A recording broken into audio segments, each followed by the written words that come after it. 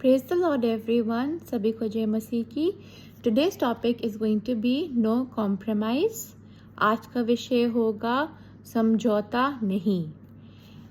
It's going to be a little long, so there are total 10 points and a few scripture references. I feel that it's very important for us to understand these points which I'll be sharing.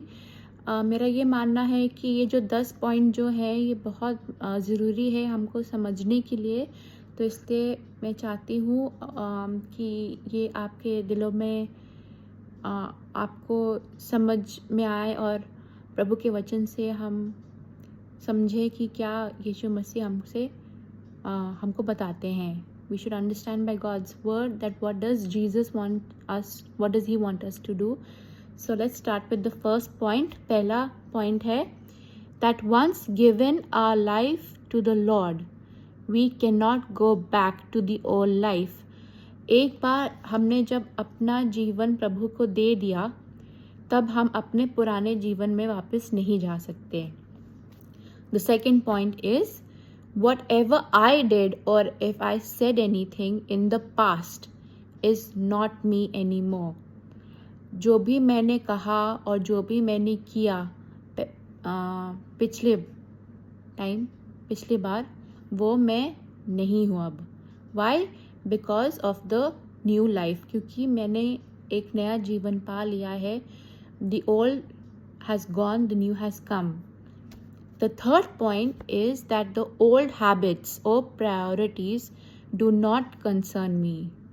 पुरानी आदतें या हमको जो पहले मायने रखती थी, वो अब मुझे बिल्कुल भी मायने नहीं रखती है। बिल्कुल मायने नहीं रखनी चाहिए हम लोगों को। The fourth point is worldly treasures hold no value, only heavenly treasures matter. सांसारिक वस्तुएं कोई मायने नहीं रखती, केवल स्वर्ग के वस्तुएं मायने रखती हैं। And that really depends on us, on how we conduct ourselves and how we share. ये सब हम पे निर्भर करता है कि हम जब यीशु मसीह के बारे में हम जब बात करते हैं, तब हम कैसे लोगों को बताते हैं। The fifth point is that my life and health is based on God's word. मेरा जीवन और मेरा जो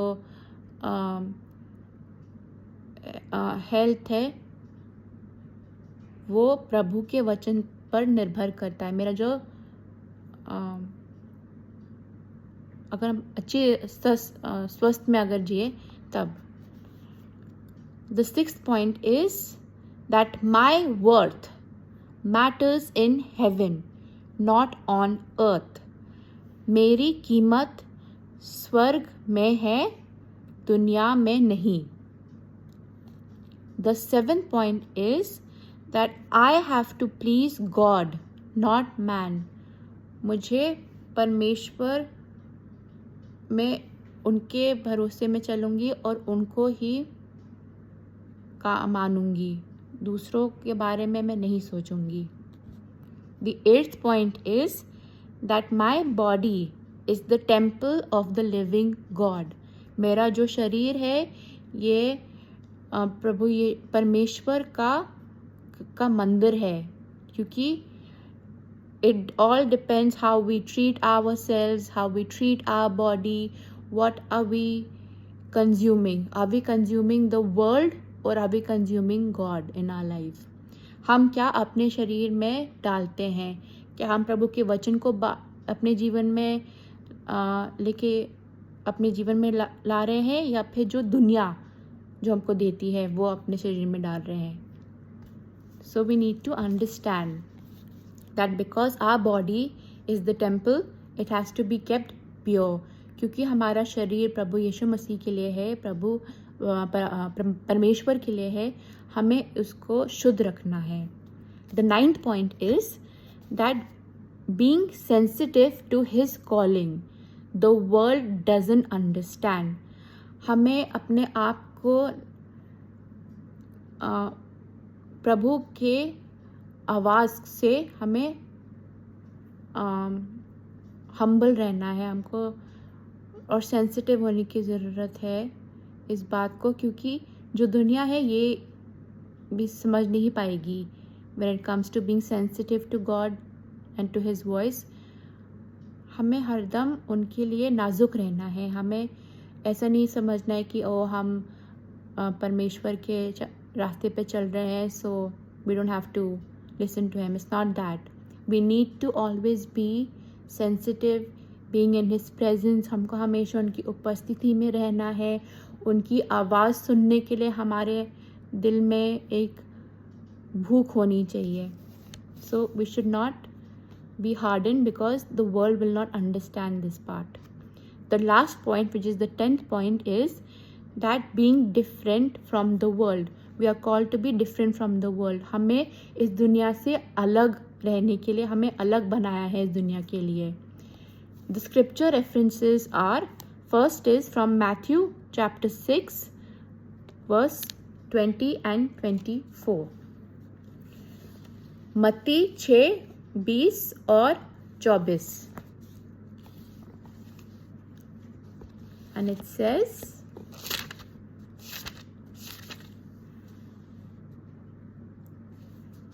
the 20th verse says that store your treasures in heaven where moths and rust cannot destroy and thieves do not break and steal. Verse 24, no one can serve two masters, for you will hate one and love the other. You will be devoted to one and despise the other. You cannot serve both God and money. मत्ती उसका 6, 20वीं आयत और 24 इस प्रकार से है, परंतु अपने लिए स्वर्ग में धन इकट्ठा करो, जहाँ ना तो कीड़ा और ना कोई भगड़ते हैं, और जहाँ चोर ना सेंध लगाते और ना चुराते हैं. 24वां आयत, कोई मनुष्य दो स्वामियों की सेवा नहीं कर सकता, क्योंकि वह एक से बैर और दूसरे से प्रेम रखेगा, या एक से मिला रहेगा और दूसरों को तुच्छ जानेगा. तुम परमेश्वर और धन दोनों की सेवा नहीं कर सकते. The second scripture reference is from Psalm chapter 37 verse 23. भजन संहिता 37 उसका 23. It says like this, the Lord directs the steps of the godly. He delights in every detail of their lives. 23वीं आयत इस प्रकार से है, मनुष्य की गति यहोवा की ओर से दृढ़ होती है और उसके चलन से वह प्रसन्न रहता है. The third scripture reference is from 2 Corinthians chapter 5 verse 17.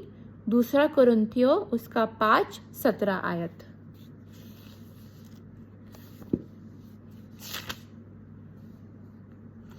This means that anyone who belongs to Christ has become a new person. The old life is gone, a new life has begun. दूसरा कुरिन्थियों 5, 17. इसलिए यदि कोई मसीह में है तो वह नई सृष्टि है, पुरानी बातें बीत गई हैं, देखो सब बातें नई हो गई हैं.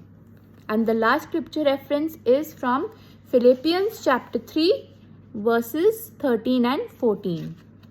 It says, no, dear brothers and sisters, I have not achieved it, but I focus on this one thing, forgetting the past and looking forward to what lies ahead. I press on to reach the end of the race and receive the heavenly prize for which God, through Jesus Christ, is calling us. फिलिपियो 3:13 और 14।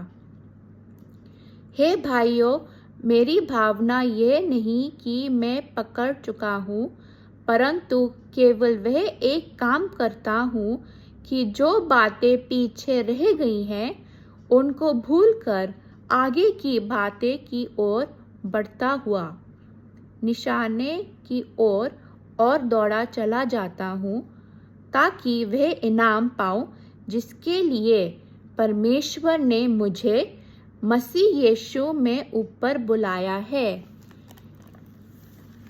God's word is telling us, it's reminding us that as His children, we cannot compromise, we cannot be the same like the world. क्योंकि परमेश्वर का वचन साफ कहता है कि हमें इस दुनिया से क्यों अलग रखा है, क्योंकि हमको परमेश्वर का काम करना है। We have to do his work, हम कोई समझौता नहीं कर सकते, हमें अलग ही रहना है, हम दुनिया के जैसे नहीं रह सकते, because we can not be involved in things which the world may think it's the right thing, but we need to understand that if we are called to be different, it is for a reason. हमें समझौता नहीं करना चाहिए इस दुनिया में, लेकिन हमको अपने आप को ये याद दिलाना चाहिए कि यीशु ने हमें क्यों चुना है, हमें क्यों अलग रखा है, is so that we are able to share his good news, ताकि हम उनका सुसमाचार सबको बांट सके, सबके साथ बांट सके। So I hope this was an encouragement for everyone. It was a reminder for everyone. मेरी ये प्रार्थना है और इच्छा है कि इससे आप आशीषित हुए और प्रभु के वचन से आपको कुछ सीखने को मिला। So God bless you all. सभी को जय मसीह की।